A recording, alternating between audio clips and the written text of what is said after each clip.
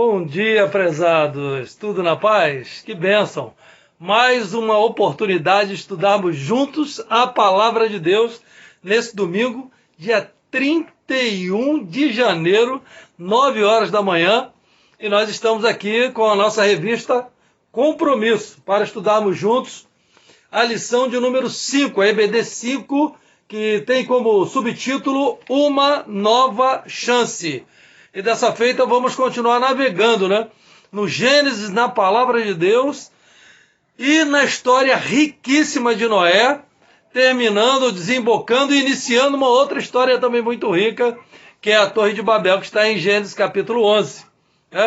E eu convido você nessa manhã a orar ao Senhor comigo, em nome de Jesus, para que Ele possa abençoar, dar a direção, dar o rumo necessário e falar ao nosso coração de forma toda especial. Vamos orar, em nome de Jesus. Senhor, nós te somos gratos por esse dia, por nossa vida, nossa família, que o Senhor possa nos abençoar na manhã desse domingo, falando de forma especial ao nosso coração, através da Tua Palavra, através do estudo da Tua Palavra.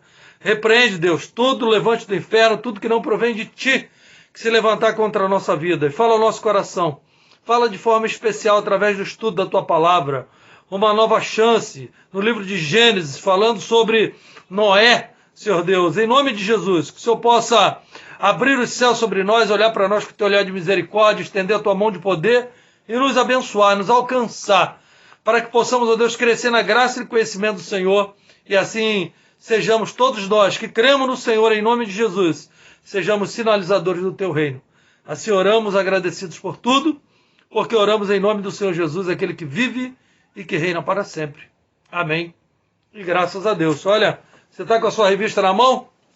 Então, EBD 5, Uma Nova Chance. Tem o texto bíblico, que é de Gênesis 7 ao 11. E temos o nosso texto áureo, que nós vamos fazer a leitura agora com você, que é Gênesis 9, 11. Gênesis 9, 11, você que está de posse da palavra do Senhor, da Bíblia Sagrada, diz assim: Estabeleço a minha aliança convosco. Não será mais destruída toda a carne por águas de dilúvio, nem mais haverá dilúvio para destruir a terra. Palavra do Senhor, coisa maravilhosa, Estabeleço a minha aliança convosco. Coisa extraordinária, coisa maravilhosa. A história de Noé, ela é riquíssima. Você que tem lido a Bíblia, que está na campanha da leitura da Bíblia, ou mesmo você que não tem tido essa oportunidade, mas tem acompanhado os estudos da Escola Bíblica Dominical, você tem visto que, e tem observado, tem sentido, tem o discernimento de que a história de Noé é uma história extraordinária. Um homem que estava ali no meio de uma geração incrédula, uma geração perversa, uma geração totalmente iníqua, e aí Deus olha do alto céu. Deus já havia decidido no seu coração destruir toda a sua criação, destruir a raça humana. Olha que estágio chegou na época de Noé, o andar do homem na presença de Deus. Era o andar sabendo da existência de Deus, mas era o andar na presença de Deus, porque Deus existe, Deus existia, sempre existiu, Deus criou todas as coisas, mas o homem não fazia a vontade de Deus. E aí, eu gosto sempre de estabelecer esses, não critérios, mas esses parâmetros, construir essas pontes, traçar essas linhas paralelas com o estudo bíblico ou a pregação da palavra, com aquilo que nós vivemos hoje. E hoje, muitas pessoas também creem estar na presença de Deus, estar andando com Deus, mas a realidade é que Deus está aí. A pessoa pode crer, mas será que Deus realmente tem estabelecido um compromisso com ela? Tem visto que essa pessoa, essa família, enfim, ou essa igreja, ela tem estado no centro da vontade dele, no centro da vontade do Senhor? Então são questões que nós já começamos a levantar, são pontos que nós começamos a levantar aqui e fazer algumas aplicações para que nós possamos refletir, possamos pensar e possamos perceber a minha vida, a tua vida, a nossa vida, como é que está? Está no centro da vontade de Deus? Estamos realmente fazendo a vontade de Deus, andando com Deus? Que coisa extraordinária. E Deus disse, estabeleço a minha aliança contigo. Ele olhou, ele viu do alto céu uma geração perversa, uma geração completamente afastada da vontade do Senhor, mas ele encontrou em Noé um homem justo, um homem íntegro, um homem reto, um homem que andava com Deus. Um homem justo, um homem íntegro, um homem reto, e um homem que andava com Deus, e entregou nas mãos de Noé um grande projeto. O projeto de construir uma arca, porque viriam águas como o dilúvio. E o mais extraordinário na fé de Noé, na obediência de Noé, sem questionar a Deus, é porque nunca havia chovido antes. Não, pastor Alberto Feitosa, não. Nunca havia chovido antes. Então, Noé, quando aceita esse desafio, quando ele se compromete, e aí ele conversa com a sua família, e ele agrega, ele abraça e traz a família junto com ele para dentro do projeto, para o centro da vontade de Deus, e a família começa ali a construir aquela arca, os seus filhos começam a crescer dentro daquela movimentação, da obediência a Deus construindo aquela arca, as pessoas ao redor de Noé, a sua vizinhança, a sociedade dele lá, muito primitiva, e não somente primitiva no sentido tecnológico da coisa, mas principalmente também do pensamento e da fé, as pessoas muito provavelmente taxaram Noé de louco.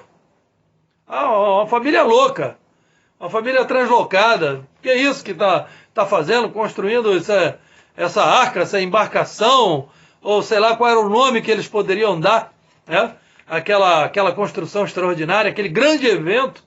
E Noé teve muitas dificuldades ali no início, porque não havia o aparato tecnológico que nós temos à mão hoje, as ferramentas, não, ele tinha que produzir as ferramentas, ele tinha que ir até uma área de mata, de floresta, acredito que tinham muitas, e ali ele tinha que escolher as melhores madeiras, cortar, e com as ferramentas ele produziu o equipamento para que pudesse arrastar e trazer para um lugar descampado, que quiçá ele mesmo descampou, para que pudesse construir a arca. Olha só que trabalho extraordinário, que obra extraordinária.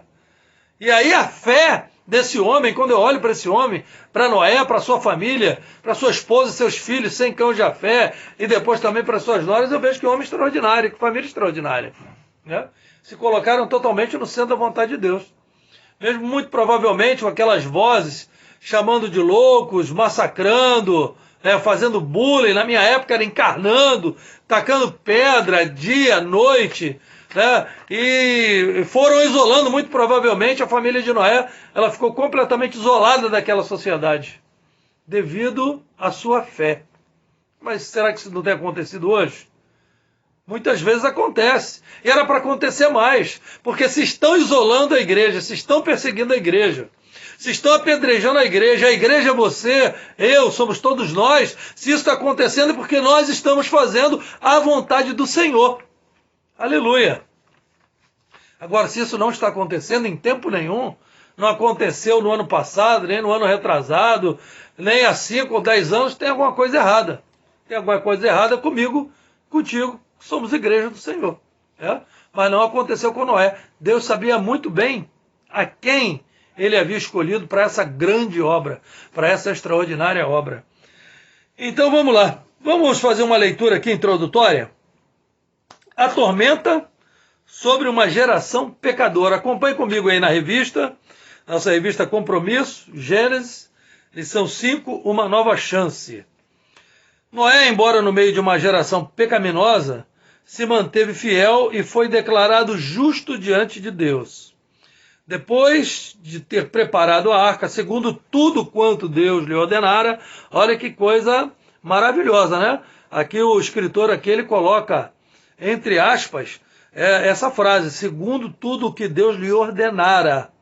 Noé recebeu ordem para entrar na arca. A arca era um sinal de boa vontade de Deus para com a humanidade.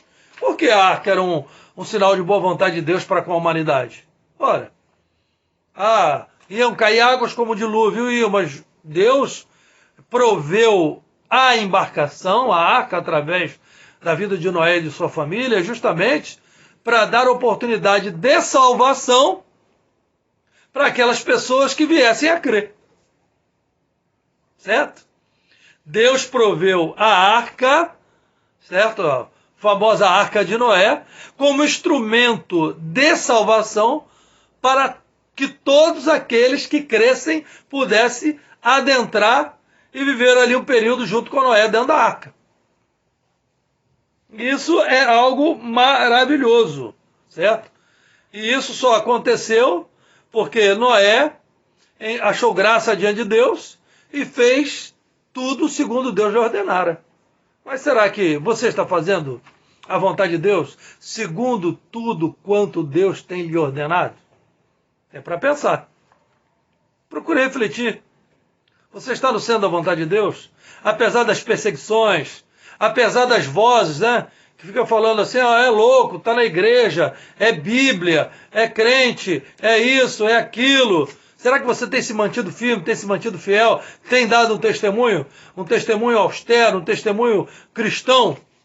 Você tem caráter cristão? Você tem maturidade cristã? Você tem feito a vontade de Deus, apesar das vozes contrárias? É isso que essa lição também, entre tantas outras coisas, nos leva a pensar, nos leva a refletir. Te leva a pensar, te leva a refletir, amado ouvinte da palavra de Deus. Então, Deus fez chover por 40 dias e 40 noites. E as águas prevaleceram por mais 110 dias, ou seja, 110 mais 40, 150 dias, chovendo direto, sem interrupção, 150 dias. E eu já tive a oportunidade de ministrar até estudos para famílias e para casais sobre essa questão. Viver dentro da arca por 150 dias, Noé, sua esposa, seus filhos e suas noras, juntamente com aquele monte de animais, aquele monte de aves, todos lá nos seus devidos lugares, né? E todos ali tinham tarefas, não foram 150 dias que eles estavam ali, a arca balançando para um lado e para o outro, e eles estavam ali tentando se segurar. Não, eles tinham seus momentos de oração, eles tinham seus momentos juntos de conversa, eles tinham seus momentos de trabalho. Era muito trabalho, tratar de todos aqueles animais, comida para todos aqueles animais, água para todos aqueles animais, deixar o ambiente asseado, o ambiente limpo, procurar higienizar aquele ambiente na medida do possível, tendo em vista que eles viviam numa idade praticamente primitiva, sem recursos, né? Recursos aos quais nós temos hoje de forma abundante. Então, foram 150 dias ali de muita luta, de muita dificuldade, mas de muita bênção, de muito compromisso com Deus e mais, de muito compromisso um com o outro. Muitas vezes, amados irmãos, nós deixamos escapar essa oportunidade dentro da nossa família, dentro da nossa casa, de não estreitarmos os laços e termos compromisso uns com os outros dentro de casa, e muitas outras vezes também acontece isso na nossa igreja, a igreja que nós fazemos parte. Nós deixamos de ter essa comunhão, essa intimidade, de nos aproximarmos de algumas pessoas, de vivermos esse enlace, de trabalharmos juntos, de orarmos juntos, de termos compromisso, de nos respeitarmos, né? Muitas vezes o nosso lado humano fala mais alto, deixamos o nosso lado humano falar mais alto, e aí julgamos as pessoas, aí não gostamos dela, porque não gosta do cabelo, não gosta da barba, não gosta do óculos, não gosta da roupa, porque é alto, porque é magro, enfim, por algum motivo, porque alguém falou de um defeito dela, e aí alguém acreditou, e aí você esquece de procurar naquela pessoa virtudes, ela tem muitas, com certeza você se afasta, e isso acontece. Na igreja do Senhor também, infelizmente, mas dentro da arca não aconteceu. As diferenças foram colocadas de lado. Quando essa família, a família de Noé abraçou esse projeto, Noé muito provavelmente conversou várias vezes, nunca tiveram atrito, nunca tiveram dificuldades, muito provavelmente tiveram suas diferenças, mas conversaram sempre, chegaram a um denominador comum, entenderam que a obra de Deus era maior, que o compromisso de Deus era maior. Deus estabeleceu, está escrito aqui em Gênesis 9:11, Deus estabeleceu essa aliança com Noé e sua família. Deus estabelece hoje uma aliança comigo, com a minha família, com você e com a sua família, com a igreja, que é a família de Deus. Aleluia! Reflita nisso, pense nisso. Vamos adiantar nossa lição. Vamos lá que o tempo passa. Enfim, vamos lá. Um culto de gratidão do outro lado da tormenta. É tão extraordinário isso, porque enquanto eles estavam lá dentro da arca, Noé, sua esposa, seus filhos e suas noras, os filhos de Noé sem cão de Jafé, você já sabe disso, mas eu sou pastor, eu gosto de sempre relembrar, gosto de falar. Enfim, e eles estavam ali em plena comunhão, também em plena atividade, trabalhando, cuidando de tudo, e às vezes descansando, mas tinha uma tormenta lá fora. Foram 40 dias e 40 noites chovendo muito e as águas, subiram totalmente, encheram aquela terra conhecida e as águas demoraram no total, desde o início do dilúvio até o fim, 150 dias. 150 dias. Eles conviveram lá, dentro, de forma pacífica, podemos dizer assim, mas do lado de fora, não esqueça, havia tormenta, havia dor,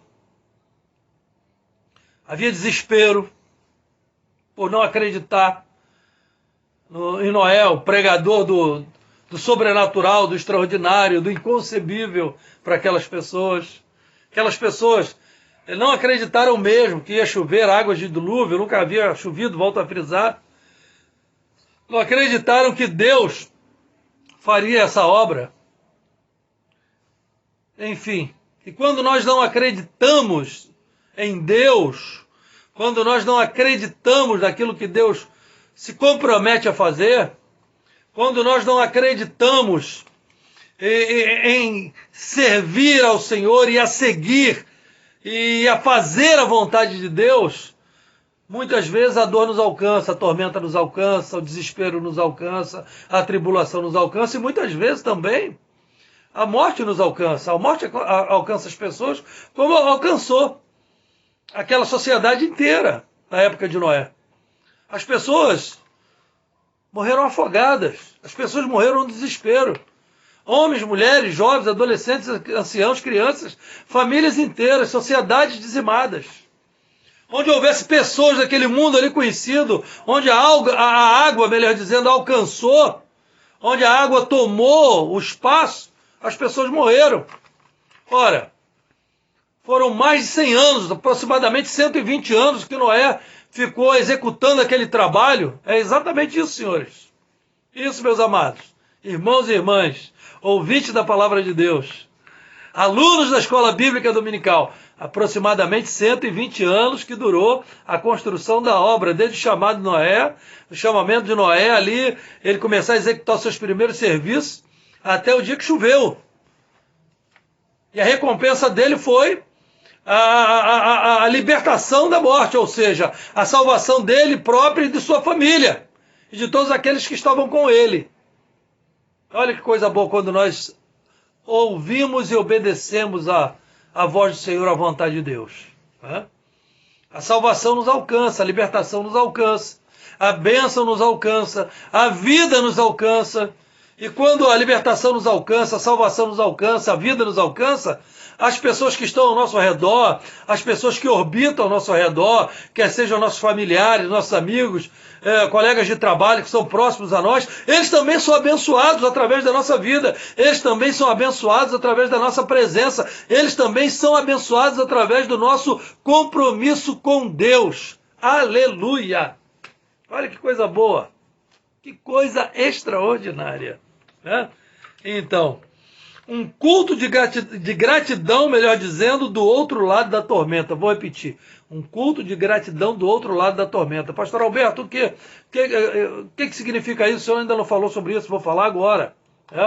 Enquanto dentro da arca havia a questão pacífica e a presença de Deus, e um detalhe importante que nós não devemos deixar escapar. Quando todos os animais estavam dentro da arca, e a família de Noé também estava dentro da arca, evidentemente Noé também estava, o próprio Deus fechou a porta. Isso tem uma simbologia extraordinária. Isso significa que porta que Deus fecha, evidentemente ninguém abre, e que um dia a porta da graça vai estar fechada, e ninguém vai conseguir abrir, senão o próprio Deus. As pessoas vão ficar do lado de fora. Eita, simbolismo maravilhoso, né? As pessoas vão ficar do lado de fora e quem acreditar já passou através da porta da graça, já está do lado de dentro. Porque o próprio Deus, meus amados, vai fechar a porta. Certo? Bem, enfim. E aí, voltando para a lição. Esse aqui é um culto de gratidão do outro lado da tormenta. Voltando para a lição sem ter saído dela. Glória a Deus. Mas vamos lá. Acontece que, passados os 150 dias, Noé abriu uma das janelas, uma das escotilhas, soltou lá as aves. Foi uma vez, 2 vezes, 3 vezes e tal. Até vir com o raminho da oliveira.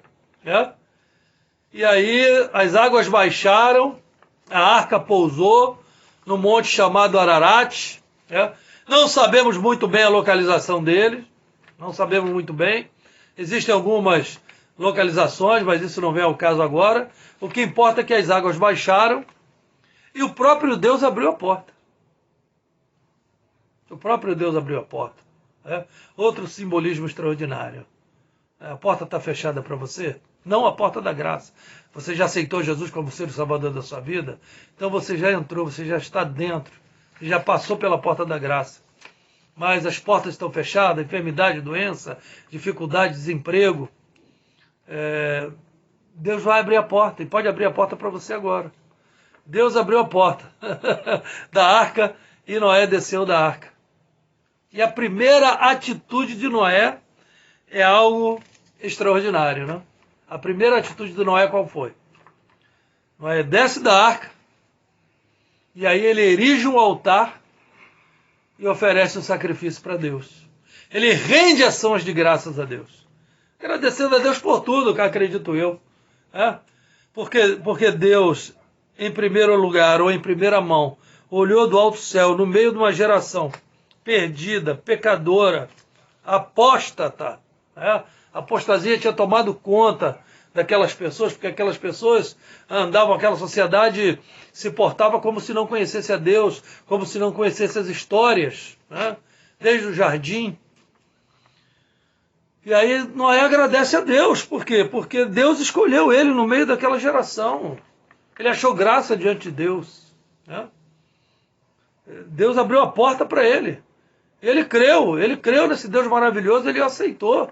Ele aceitou o desafio, ele creu em Deus, ele segurou na mão de Deus e ele aceitou o desafio.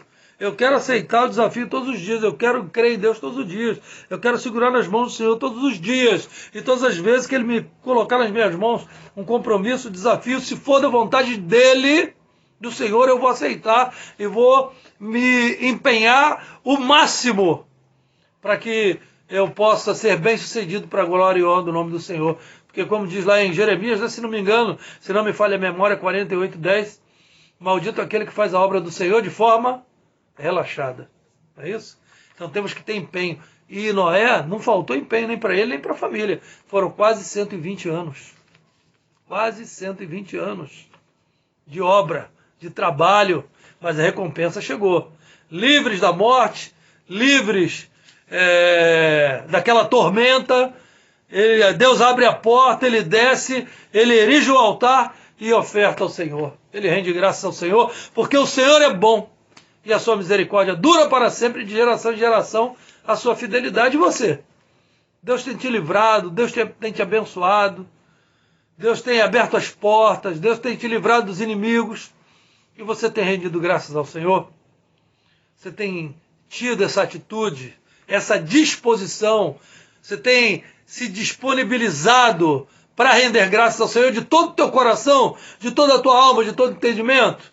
Descer mesmo da arca, quando Deus abre a porta para você, você ir lá levantar o altar e dobrar o seu joelho e render graças ao Senhor. Oh, que coisa boa, né? Aleluia, glória a Deus. Rendam graças ao Senhor, porque Ele é bom, porque a sua misericórdia dura para sempre. E de geração em geração a sua fidelidade. Essa foi a primeira atitude de Noé. Que coisa boa, né?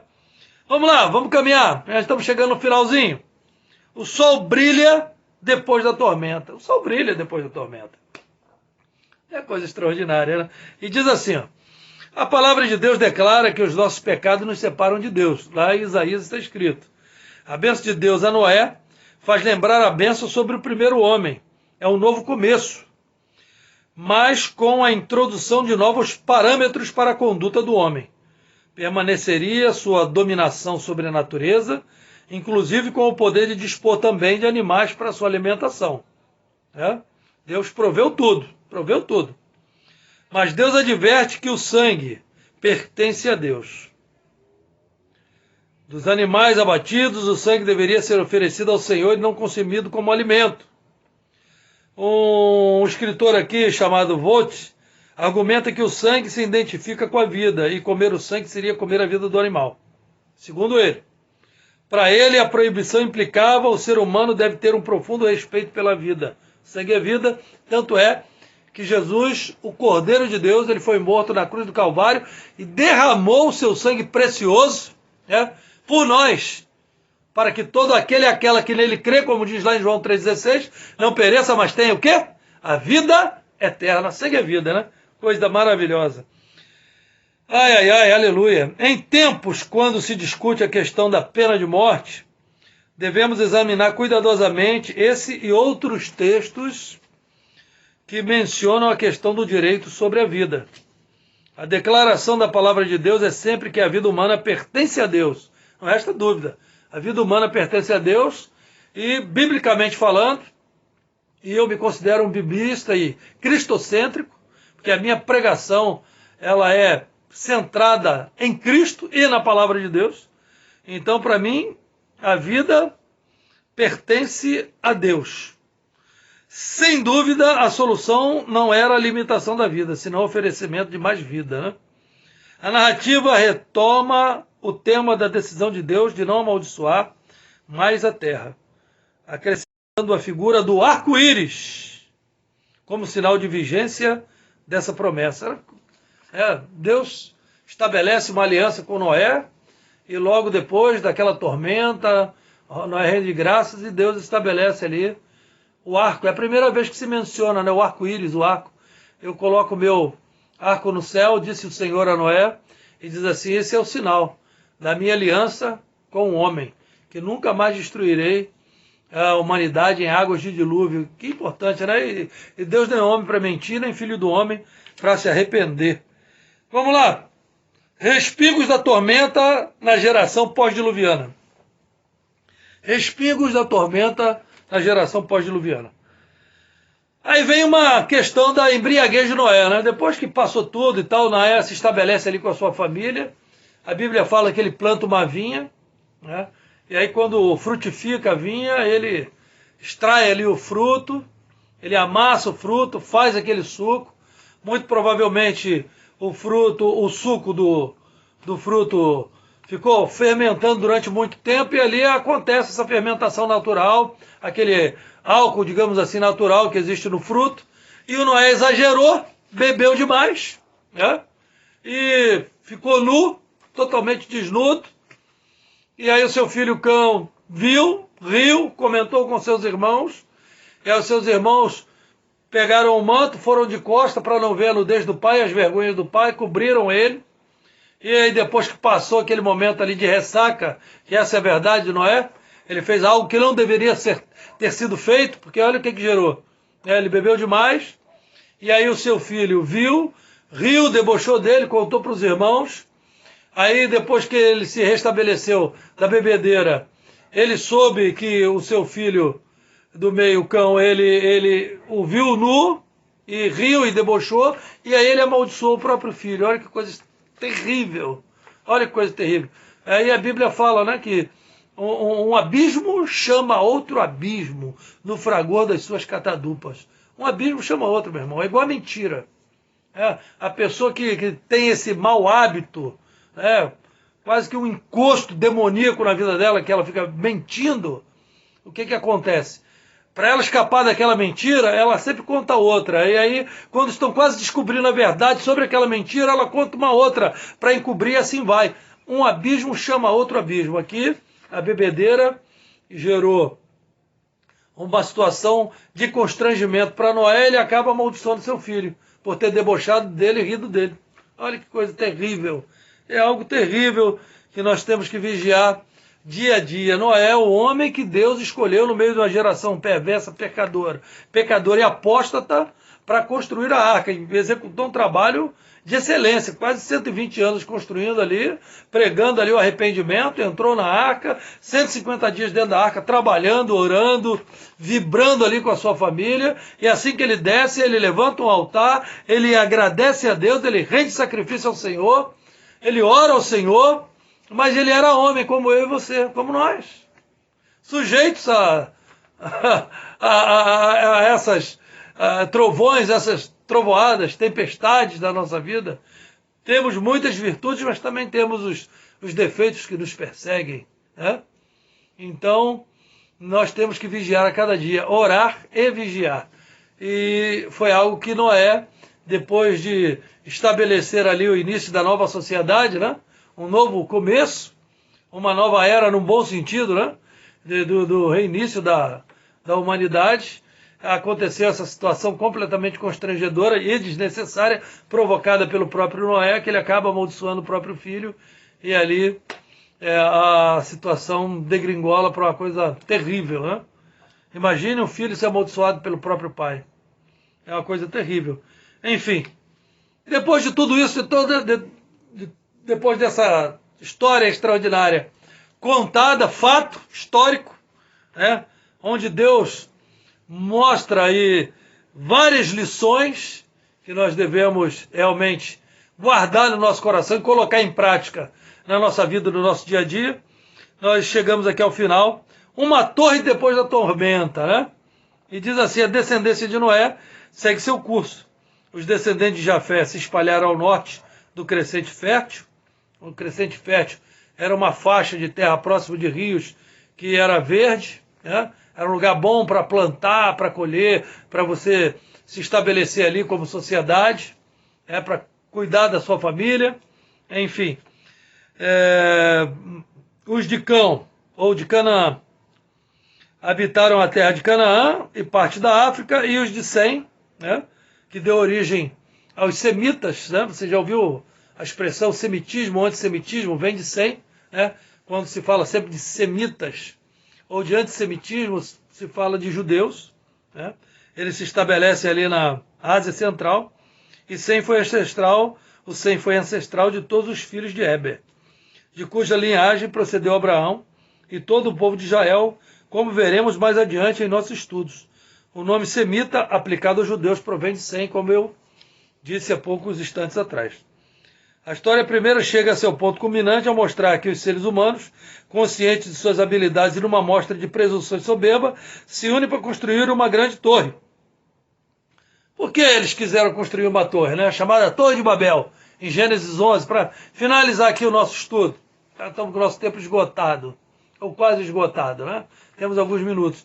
Mas por que eles quiseram estabelecer ali naquela planície cineária e construir uma torre?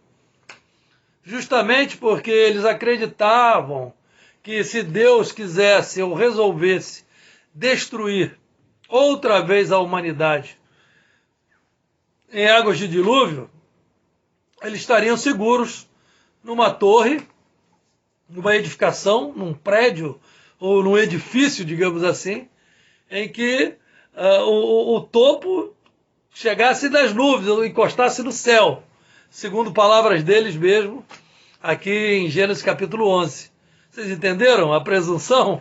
Então, olha, se Deus quiser destruir a humanidade, então ele pode mandar água porque não vai nos alcançar não, porque nós somos mais espertos, nós somos mais sagazes, nós somos mais inteligentes do que Deus. Mas não é assim que muitas vezes, muitos de nós pensamos que podemos enganar a Deus, trapacear a Deus, ocultar de Deus aquilo que mora no nosso coração, aquilo que pensamos, os nossos planos, as nossas astúcias. E muitos de nós pensam que podem enganar a Deus, e isso vem de longe, vemos aqui na história da Torre de Babel, né? Quiseram construir a torre, essa de grande edificação, esse edifício, esse prédio enorme, para que, se Deus resolvesse destruir a humanidade de novo em águas de dilúvio, eles não morreriam afogados, eles continuariam ali numa boa, dizendo assim: ai Deus, não adianta, nós somos mais espertos. Não é assim que o ser humano é, muitas vezes? Infelizmente, é verdade. É verdade. Vamos lá, dando seguimento aqui. A história primeira chega a seu ponto culminante, repetindo. ao mostrar que os seres humanos, conscientes de suas habilidades e numa mostra de presunção e soberba, se unem para construir uma grande torre. A torre seria o esforço do povo para garantir sua segurança, caso ocorresse o segundo dilúvio, pois o seu cume tocaria, entre aspas, no céu. O foco de suas intenções era para nós, o ser humano. Quando não é eu, nós. Quando não é eu, nós. O ser humano é dado a esse tipo de pensamento, esse tipo de sentimento, Porque Deus se manifestou logo como quem não tinha sido participante dos planos deles. Deus não se manifestou. Eles não pediram orientação nenhuma a Deus. Até porque lá no início do Gênesis, ainda no jardim, a ordem era o quê? Cresçam e multipliquem-se e espalhem-se sobre a terra. Não é para que vocês fiquem aglomerados num mesmo lugar e façam uma torre e habitem ali. Falar em aglomeração, traçando esse paralelo, ou construindo essa ponte e trazendo até os nossos dias, Hoje, pandemia, aglomeração, isso tudo prejudicial. A nossa saúde, prejudicial também emocionalmente as pessoas que se veem no meio de uma pandemia, numa aglomeração. Além da questão de saúde sanitária, também é uma questão para a nossa higiene mental, evitarmos a aglomeração nos dias de hoje. E Deus naquele tempo já não queria, o homem aglomerado no mesmo lugar. Meu irmão, homens e mulheres, seres humanos aglomerados demais, muita gente no mesmo lugar, é sinônimo de confusão. É sinônimo de confusão, é sinônimo de problema, e Deus sabia disso. E a ordem de Deus foi muito clara no início, Cresçam, multipliquem-se e espalhem-se sobre a terra.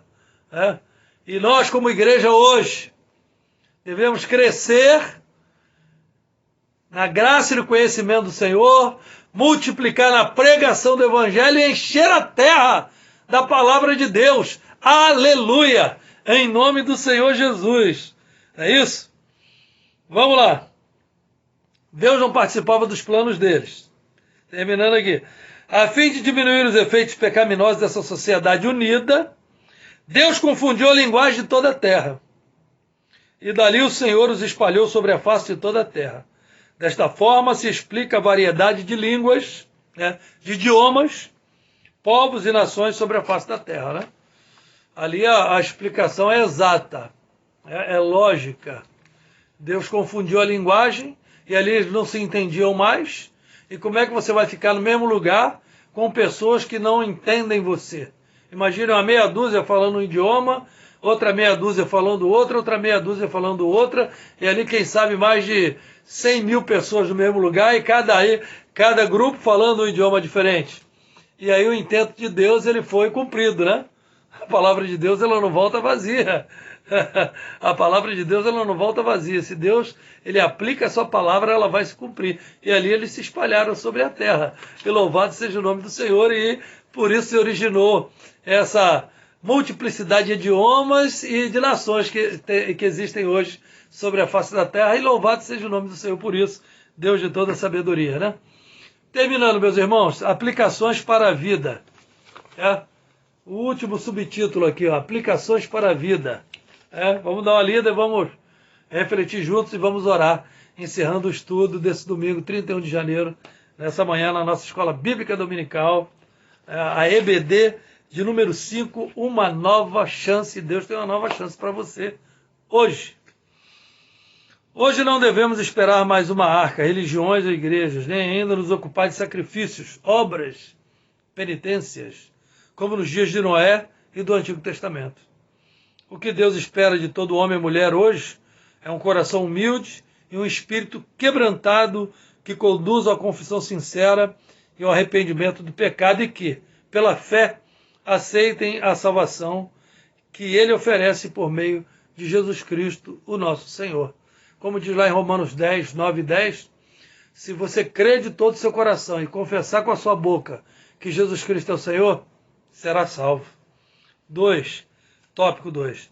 Devemos aprender com o exemplo da obediência de Noé. Deus lhe ordenou o tempo e a maneira de construir a arca, e ele o fez. Logo, Deus o mandou entrar na arca. E ele não titubeou. Ele não duvidou, não questionou, ele entrou. E ele prontamente obedeceu. Quantas vezes queremos bênçãos de Deus, mas não nos dispomos a seres fiéis em toda a Bíblia, ou melhor, não nos dispomos a sermos fiéis, certo? Em toda a Bíblia, bênção sempre está vinculada à fidelidade do Senhor. Você quer bênção? Seja fiel a Deus. Busquem em primeiro lugar o reino dos céus e a sua justiça. E as demais coisas vos serão, ó, acrescentadas. Aleluia. Não é isso? Noé havia achado graça diante do Senhor. Graça, né? Favor não merecido. A mesma graça, o mesmo favor que vem através de Jesus Cristo sobre a minha, sobre a tua vida, sobre a nossa vida. Se nós cremos que Jesus Cristo é o Senhor. Então, Noé havia achado graça diante de Deus e havia sido declarado justo por Deus. E havia sido escolhido por Deus para a preservação da geração de adoradores diante do Senhor. Agora é motivo de escândalo em sua família por causa da bebida. Cuidemos para que não sejamos vencidos pelo pecado quando Deus deseja usar-nos para louvor da sua glória. Né? Orar e vigiar sempre. Estar no centro da vontade de Deus. Porque se cumprimos a vontade de Deus num momento e num outro momento pecamos, nós começamos a anular tudo aquilo que Deus fez na nossa vida. Cumprimos a vontade do Senhor, pecamos. Cumprimos a vontade do Senhor, pecamos. Não podemos ser cíclicos nessa questão. Temos que andar de forma linear. Olhando firmemente para o autor e consumador da nossa fé, Jesus Cristo, e sempre fazendo e cumprindo obedientemente a obra do Senhor, sendo sinalizadores do reino de Deus para a glória de Deus e nos desviando do pecado. Amém? Que Deus abençoe rica e poderosamente. Estamos encerrando a Escola Bíblica Dominical nesse domingo 31 de janeiro. Volto a frisar a lição 5, uma nova chance. Oremos ao Senhor. Deus nosso Pai, nós te louvamos, te bendizemos, te agradecemos o nome, te somos gratos pela tua palavra ministrada ao nosso coração e que a cada dia possamos, ó Deus, sermos sinalizadores do teu reino para levarmos uma nova chance para pessoas que não te conhecem para a glória do teu nome ou para pessoas que estejam desviadas dos teus caminhos, Senhor, e que nós mesmos possamos estar firmes no Senhor e na força do seu poder, nos colocando no centro da tua vontade para a glória do teu nome. Achamos graça diante do Senhor. Então entregamos a nossa vida aos teus cuidados, porque tudo é teu. E assim oramos agradecidos por tudo, por esse estudo maravilhoso, por esse domingo, dia do Senhor, pela nossa vida, em nome do Senhor Jesus oramos, em nome do Senhor Jesus nós te agradecemos, Senhor. Amém e amém. Beijo no coração, Deus abençoe, fique na paz do Senhor, até a próxima oportunidade. Tchau, tchau.